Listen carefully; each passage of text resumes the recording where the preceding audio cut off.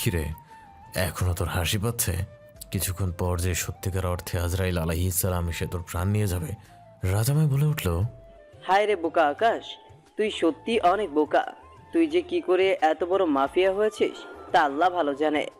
আচ্ছা, তুই যে আমায় এতগুলা গুলি করলি, কিন্তু আমার শরীর থেকে এক ফোঁটাও রক্ত বের হলো না। তা দেখে কি তোর কিছুই বুঝে আসছে না? অবশ্য বুঝে আসবে কি করে, কারণ তুই তো একটা বোকা। আচ্ছা শোন, আমি তোকে বুঝিয়ে বলছি। তুই যে আমায় শেষ করে দাঁত কেলিয়ে হাসছিস, সেটা তোর সবচাইতে বড় বোকামি। কারণ তুই ভেবেছিস যে আমায় মেরে খিল খতম করে দিয়েছিস। সত্যিকার অর্থে কিন্তু এরকমটা না। কারণ আমি কোনো মানুষ না, আমি হলাম আমার মালিকের বানানো একটা ক্লোন। আমার মালিক আমাকে বানিয়েছে। তুই আমাকে শেষ করে কি হবে? আমার সেই মালিক তো এখনো বেঁচে আছে, যার শরীর কিনা মানুষের, তবে তার মধ্যে এত ভয়ানক রকমের শক্তি আছে যা দিয়ে কিনা তোকে মুহূর্তের মধ্যেই শেষ করে দিবে। তাই তুই রেডি থাক। এত সময় হয়তো তোর লোকজনকে আমার মালিক মেরে ফেলেছে, বাকি আছিস তুই আর তোর এখানের সমস্ত সাঙ্গপাঙ্গ। চিন্তা করিস না, আমার মালিক সময় মতন এসে তোদেরকেও জমের দুয়ারে পাঠিয়ে দিবে। টাটা। ছদ্মবেশী রাজ মানে ক্লোনটা আকাশের সামনে অনেক কিছুর খোলাসা করে চুপচাপ হয়ে যায়, মানে সে শেষ। কিন্তু অপরদিকে আকাশ এসব কথাবার্তা শুনে ভাবুক হয়ে যায়, কারণ সে কোনো কিছুই বুঝে উঠতে পারছে না কিসের ক্লোন আর কিসের শক্তি তার মালিকের। আকাশ এসব বিষয় নিয়ে ভাবছিল, তখনই পাশ থেকে মুজাহিদ আকাশকে বলে, ভাই, এই হারামির কথা শুনে এত ভাবুক হয়ে লাভ নেই। আমার মতে এসব চিন্তাধারা ফেলে রেখে রাজ এবং বাকি সবার খোঁজ করতে যাওয়া উচিত। হ্যাঁ ঠিক বলেছিস, তবে সেটা এখন না। কারণ দেখলি না ছদ্মবেশী রাজ কি বলে গেল। তাই আমাদের সব কিছু প্ল্যান মোতাবেক করতে হবে, নয়তো হুটহাট কিছু করতে গেলে সবাই মারা পড়ব। আর তাছাড়া রাজ কোথায় আছে বা কী হালতে আছে তা আমাদের কারোরই জানা নেই। তো ভাই, এখন কি করব আমরা? রাজভাইদের খুঁজে বের করতে হবে। হাত পা গুটিয়ে বসে থাকলে তো হবে না। রাজদেরকে খুঁজে বের করব, তবে সেটা আগামীকাল। কারণ সবেমাত্র ছদ্মবেশীটাকে শেষ করেছি, তাই আগামীকাল রাজের তালাশে বেরোবো। তুই কালকে আরও ছেলেপেলে একত্র করে রাখ। আমি কলেজ থেকে 11টা নাগাদ বের হয়ে তোদেরকে সাথে নিয়ে ফরেস্ট কলোনিতে যাব। ঠিক আছে ভাই। আর শোন, সেখানে যাওয়ার আগে সবার হাতে মেশিন ধরায় দিবি, আর তোর সঙ্গে করে ছোট্ট একটা রেড লাইট নিয়ে নিবি, যে কোনো উপায়। আচ্ছা, আর ভাই এখন এই ব্যাটাকে কি করব? পুড়িয়ে ফেলোকে। ওকে ভাই। তারপর রাজের রুম থেকে বেরিয়ে নিজের রুমে চলে আসলাম। রুমে এসে ফ্রেশ হয়ে মায়ের নাম্বারে ফোন লাগিয়েছি কথা বলার জন্য, কারণ অনেক দিন যাবৎ মায়ের সাথে কথা বলা হয় না।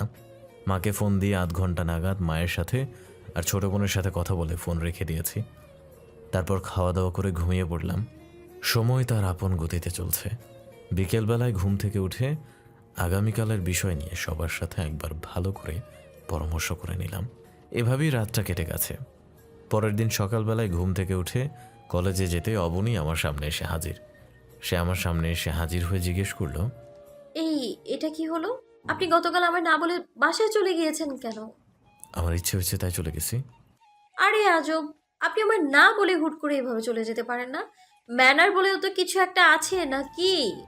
আমি কিসের ম্যানার? হ্যাঁ, আর তোমাকে এত কিছুর কৈফিয়ত কেন দিতে যাব?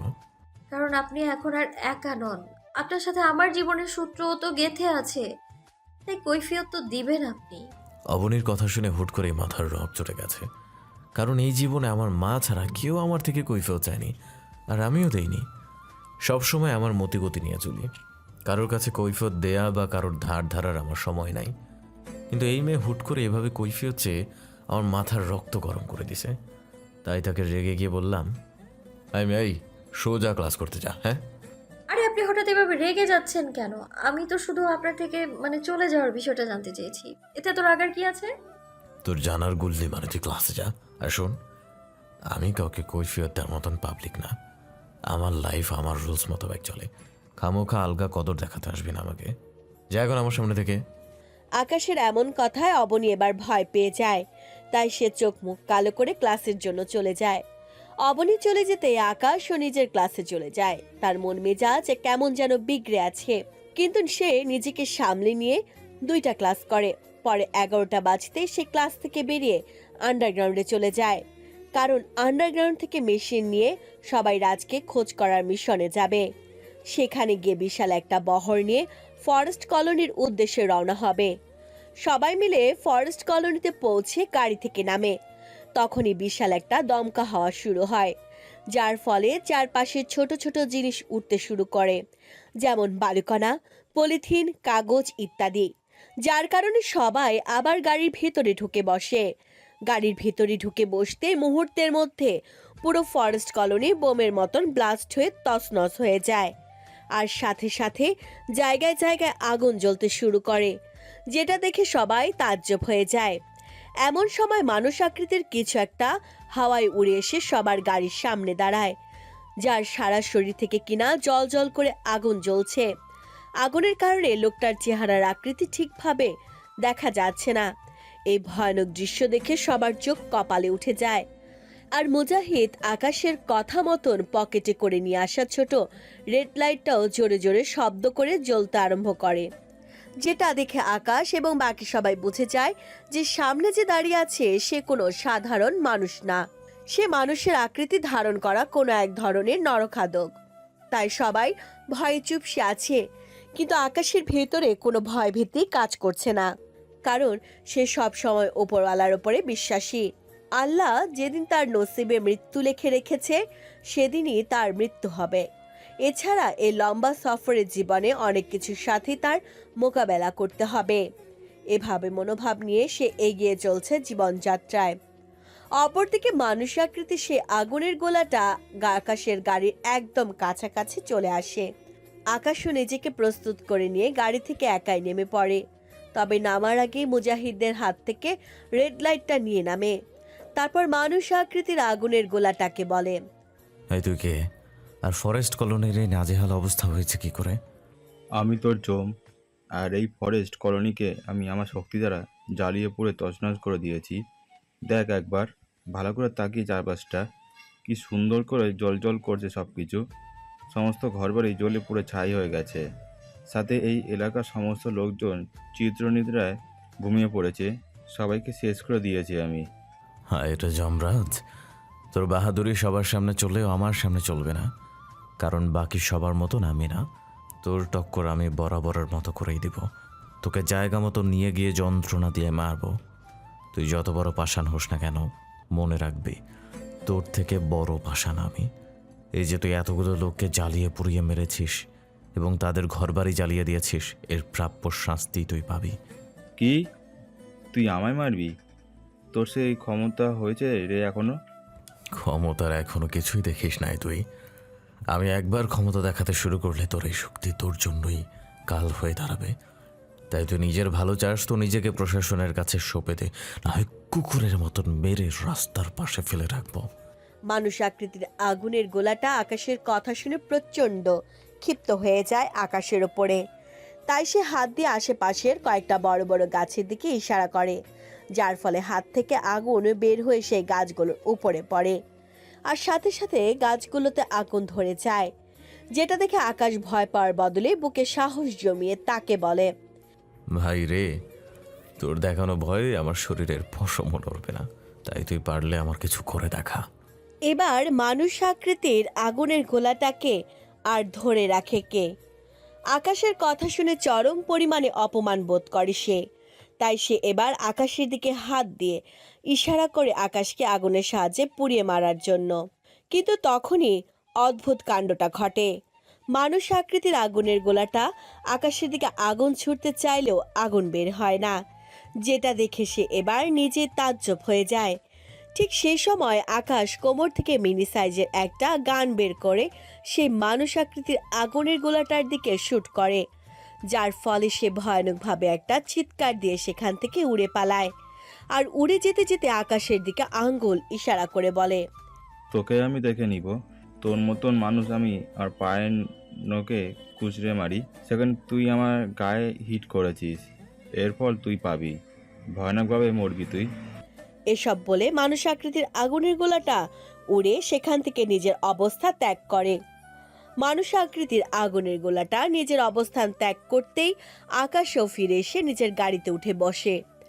আকাশ গাড়িতে উঠে বসতেই মুজাহিদ তাকে প্রশ্ন করে, ভাই এটা কি ছিল?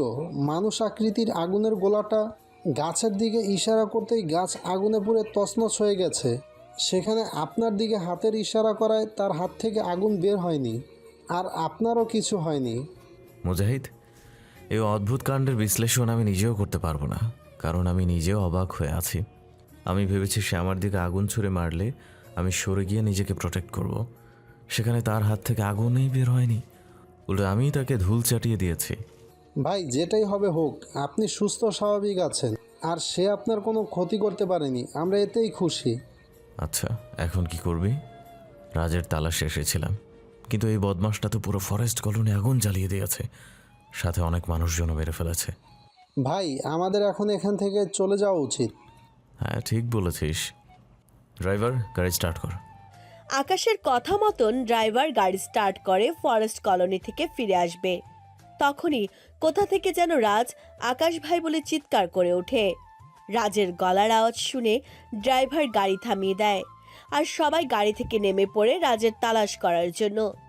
ঠিক সেই সময় রাজ তার সঙ্গী সাথী এবং মিনিস্টার সাহেব সহ ফরেস্টার কলোনির ভেতর থেকে আরো অনেকেই বেরিয়ে আসে, যেটা দেখে কিনা সবাই খুশি হয়ে যায়। আকাশ তাড়াতাড়ি রাজের দিকে এগিয়ে গিয়ে তাকে জিজ্ঞাসা করে, এই তুই ঠিক আছিস তো? ভাই ঠিক আছে, কিন্তু আরেকটুর জন্য হলে মারা পড়তাম। কমিনার বাচ্চাটা আমাদের সবাইকে তুলে এনে একটা ঘরের মধ্যে বন্দি করেছে, যেখানে আগ থেকেই মিনিস্টার সাহেব এবং তার লোকজন ছিল। তারপর কমিনার বাচ্চাটা আমাদেরকে ঘরের ভিতর রেখে ঘর বন্দি করে দেয়, আর পুরো ফরেস্ট কলোনিতে আগুন লাগিয়ে দেয়, যে আগুনে অনেকেই জ্বলে পুড়ে মরে গেছে। কিন্তু আমরা সবাই কোনোভাবে ঘরের দরজা ভেঙে বেরিয়ে নিজেদের প্রাণ বাঁচিয়েছি। যাক, শুক্রিয়া, আল্লাহ বাঁচিয়েছে তোদেরকে। আচ্ছা, এখন চল, এখন থেকে যাওয়া যাক, কারণ এত সময় সারা দেশে খবর ছড়িয়ে পড়েছে অগ্নিকাণ্ডের। তাই আমাদের চট জলদি এখন বাসায় ফিরে যাওয়া উচিত, না হয়তো পরে আমরাই ফেসে যাব। তুই তো জানিস এই দুনিয়ার রীতি রেওয়াজ কেমন, জালিমরা জুলুম করে আর ফেসে যায় নিরীহ মানুষ। তাই তাড়াতাড়ি এই জায়গা ত্যাগ কর। আকাশের কথা শুনে পাশ থেকে মিনিস্টার সাহেব বলে ওঠে, আকাশ ভাই, আপনি কে সেটা আমি দেখেই বুঝতে পেরেছি। ভাই, আপনি একদম চিন্তা করবেন না, কারণ আপনার গায়ে হাত দিবে এমন বুকের পাটা নিয়ে এখনো কেউ জন্মই হয়নি। তার উপরে আমি তো আছি, আর্মি পুলিশ যেই আসুক না কেন আমি সবাইকে সামলে নেব। আপনি একদম নিশ্চিন্তে থাকুন। ধন্যবাদ মিনিস্টার সাহেব, তবে আমাদের এখন চলে যাওয়া উচিত, কারণ এখানে থেকে তো আমাদের আর কোনো কাজ নেই, তাই চলে যাওয়াই বেটার। আচ্ছা ভাই, ঠিক আছে, আপনার মর্জি। তবে ভাই, আপনি চলে যাওয়ার আগে একটা রিকোয়েস্ট করব আপনাকে। কি রিকোয়েস্ট? ভাই, আমি আপনার সাথে একদিন বসে কথোপকথন করতে চাই, কারণ এটা আমার অনেক দিনের ইচ্ছা। আমার এত এত ক্ষমতা এই পলিটিক্যাল লাইনে, কিন্তু আপনার দর্শন আমার কখনো হয়নি। আমি আপনার সাথে কথা বলার জন্য কত কিনা করেছি, কিন্তু আমার কখনোই সেই সৌভাগ্য হয়নি। কিন্তু এখন যা হয়েছে তাও অসময়ে। একে তো আপনার তাড়া আছে, দ্বিতীয়ত মর্মান্তিক একটা লোকেশনে আপনাদের দর্শন হয়েছে আমার। ভাই প্লিজ, আপনি আমার রিকোয়েস্টটা রাখবেন। আপনার সাথে বসে একদিন কথোপকথন করতে চাই। আচ্ছা ঠিক আছে, সময় করে আপনার সাথে একদিন কথাবার্তা বলবো। রাজ আপনাকে লোকেশন মেইল করে দিবে। অনেক অনেক ধন্যবাদ ভাই। আচ্ছা, এখন চললাম। দূর থেকে পুলিশের গাড়ির আওয়াজ শোনা যাচ্ছে, তারা এসে এখানে জাস্টিফাই করবে। খামোখা তাদের কাজে নাড়া বাঁধাতে চায় না। আচ্ছা ভাই। মিনিস্টার সাহেবকে বিদায় নিয়ে সবাই মিলে বাসায় চলে আসলাম। সবাই তো বেশ খুশি রাজ আর বাকিদেরকে ফিরে পেয়ে। আমারও বেশ ভালো লাগছে রাজকে সহি সালামতে পেয়ে। তাই দুপুরে সবাই মিলে একত্রে বসে খাওয়া দাওয়া করলাম। খাওয়া দাওয়া শেষ করে নিত্যদিনের ন্যায় বিছানায় এসে গায়ে দিয়েছি। এমন সময় কেউ একজন ফোন দিয়েছে। বালিশের পাশ থেকে ফোনটা হাতে নিয়ে কল রিসিভ করলাম। কলটা রিসিভ করতেই অপর পাশ থেকে কেউ একজন ইচ্ছা ধুমসে বকাবকি শুরু করেছে। এই বদমেজাজি হনুমান, তুই ঠিক আছিস তো? কিছু হয়নি তো তোর? হনুমান, তুই সেখানে গেছিস কি করতে? হ্যাঁ, তোর গায়ে যদি ওই শয়তানের বাচ্চাটা আগুন ছুঁড়ে মারতো তাহলে আমার কি হতো বলতো? তুই আমায় এত সহজে কেন বিবাহ করতে চাইছিস, একটু বলবি আমায়? অপর পাশের কথোপকথন শুনে হয়তো বুঝে গেছেন যে কে আমায় ফোন করেছে। হ্যাঁ, অবনী ফোন করেছে আমায়। কিন্তু অবনীর কথা আমার একটা জিনিস খুব করে ভাবাচ্ছে, যে মানুষ আকৃতির আগুনের গোলাটা আমায় আগুন নিক্ষেপ করতে চেয়েছে সেটা অবনী জানলো কি করে? তার তো এসব জানার কথা না। তাহলে সেই বিষয় সম্পর্কে অবগত হয়েছে কি করে? তাই অবনীকে প্রশ্ন করলাম, এই তুমি এসব বিষয় কি করে জানলে? তুমি তো সেখানে ছিলে না। তাহলে তুমি এসব বিষয় সম্পর্কে জানলে কি করে? এই মাথা মোটা তোর মতো চিন্তা ভাবনা নিয়ে সবাই বসে থাকে নাকি রে, হ্যাঁ? আর তোর এই বিষয়ে খালি আমি কেন, পুরো দেশের মানুষ, এই তো পুরো দেশের মানুষই তো জানে এগুলো। মানে কি অবনী? মানে হলো, ফরেস্ট কলোনির ঘটনাটা নিয়ে টিভিতে নিউজ সম্প্রচার করেছে সাংবাদিক। সেখানে অনেকের ছবি দেখাচ্ছে, আর তাদের মধ্যে তুইও আছিস।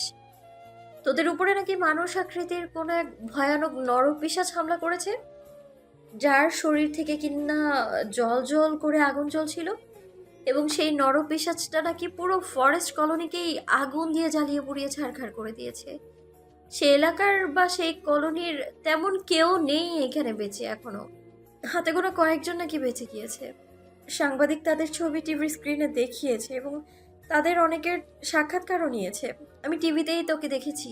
তো এবার বল যে তুই সেখানে কি করছিলি, বল। একটা কাজে গিয়েছিলাম। এই বেয়াদব ছেলে, কি কাজ ছিল তোর সেখানে? আজকে যদি তোর কিছু একটা হয়ে যেত, তাহলে আমার কি হতো একবার ভেবে দেখেছিস? অবনীর কথা শুনে মাথায় রক্ত আবারও গরম হয়ে যাচ্ছে। তাই তাকে বললাম, অবনী এবার কিন্তু অতিরিক্ত হয়ে যাচ্ছে। তুমি আমায় নিয়ে চিন্তা করো ঠিক আছে, কিন্তু তোমার অতিরিক্ত কাজ কারবারগুলো আমার পছন্দ না। আমি তোমায় বলিনি যে আমায় নিয়ে তুমি এতটা চিন্তা করো। তো কোন সাহসে আমায় থ্রেট করে কথাবার্তা বলছো? আকাশ, তোর হুমকিতে আমি ভয় পেলেও কিন্তু সব সময় আমি চুপ করে থাকবো না বলে দিলাম।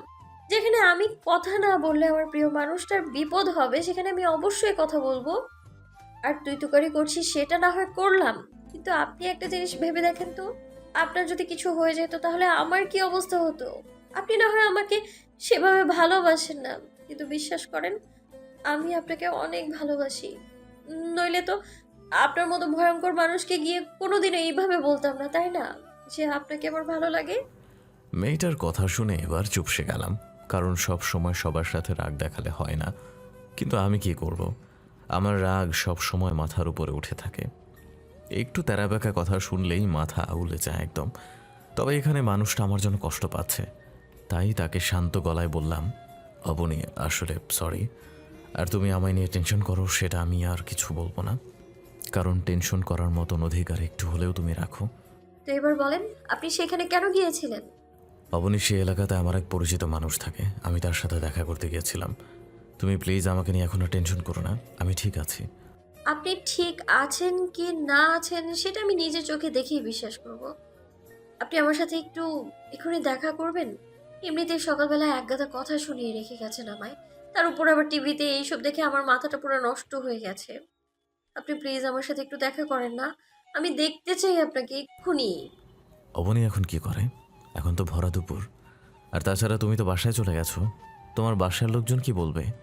দুপুর টুপুর বুঝি না আমি, আপনি আমার সাথে দেখা করবেন ব্যাস। নইলে হয়তো আমি খাওয়া দাওয়া বন্ধ করে দিয়ে বসে থাকবো। আর আমার বাসায় পরিবারে কেউ থাকে না, আমি একাই থাকি এই শহরে। আমার পরিবার পরিজন সবাই গ্রামে। আমি পড়ালেখার জন্য শহরে এসেছি। শহরে এসে দুজন পরিচিত আপুর ফ্ল্যাটে উঠেছি আমি, কিন্তু আপনার এখানে আসতে হবে না। তবে বাসায় এসে দেখা করলে সমস্যা নেই, কিন্তু তারপরেও বাইরে কোনো একটা জায়গায় দেখা করব। আচ্ছা ঠিক আছে, তো এবার বলো কই দেখা করবা? আমার বাসা থেকে কিছুটা দূরে একটা পার্ক আছে, আমি ঠিকানাটা মেসেজ করে পাঠিয়ে দিচ্ছি আপনাকে। আপনি সেখানেই চলে আসেন, আমিও সেখানেই থাকবো। ওকে, আমি সেখানে পৌঁছাচ্ছি কিছু সময়ের মধ্যেই। জলদি আসবেন। আচ্ছা। তারপর ফোন কেটে দিলাম। তবে এখনও একটা কথা বাকি আছে জানার অবনীর থেকে, যেটা তার থেকে জিজ্ঞেস করতে ভুলে গেছি। সে আমার নাম্বার কোথা থেকে পেয়েছে সেটা জানা বাকি আমার। আচ্ছা, সেটা অবনীর কাছে জেনে নেওয়া যাবে। এরপর বিছানা ছেড়ে উঠে গায়ে শার্ট জড়িয়ে ড্রাইভারকে বললাম গাড়ি স্টার্ট দিতে। তখনই মুজাহিদ এসে বলল, ভাই আপনি কি এখন কোথায় যাচ্ছেন? যদি যেয়ে থাকেন তাহলে আমি এক্ষুনি আসছি। আরে মুজাহিদ, সমস্যা নেই, তুই বাসায় গিয়ে রেস্ট কর। ভাই সমস্যা নেই মানে? আপনি কি গার্ড ছাড়া বের হবেন নাকি? গার্ড ছাড়াই বেরোবো, কারণ যেখানে যাব সেখানেই পরিবেশটা একদম ভিন্ন। আর যার সাথে দেখা করতে যাব সেই মানুষটা আমাকে একদম একাকী দেখতে চায়। তাই তোদের কারোরই যাওয়ার প্রয়োজন নেই, তোরা বাসায় থাক। ভাই আমার কেমন জানি ভয় হচ্ছে। আরে ভয় পাচ্ছিস কেন খামোখা তুই? আমি তো দূরে কোথাও যাচ্ছি না, আর কোনো পুরুষ মানুষের সাথেও দেখা করতে যাচ্ছি না। আমি যাচ্ছি অবনীর সাথে দেখা করতে, কারণ মেয়েটা পাগলামো শুরু করেছে। তো তোরা যদি এখন আমার সাথে যাস তাহলে মেয়েটা অন্যভাবে রিয়্যাক্ট করবে। আচ্ছা ঠিক আছে ভাই, তাহলে আপনি একাই যান। কারণ ভাবির সাথে দেখা করতে যাবেন, সেখানে আমার যে কোনো কাজ নেই। তবে হ্যাঁ, কোনো সমস্যা হলে অবশ্যই কিন্তু ফোন করবেন। আচ্ছা